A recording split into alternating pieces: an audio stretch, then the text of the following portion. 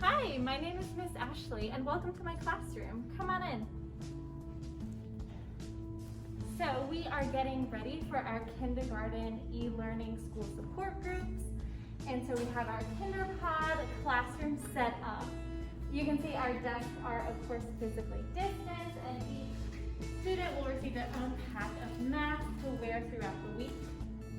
Over here we have our library and our sight words so that we can start practicing letter recognition and sounds. You want to come over this way. We have our alphabet line, of course, so that we can get started on learning all of our alphabet. We have our class rules. We want to be respectful, responsible, and safe.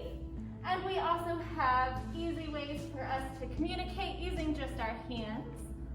We have our schedule, of course, that'll be updated throughout the week. And what is a kindergarten classroom without storytelling? So we have a nice little area to sit down, relax, and read a story at the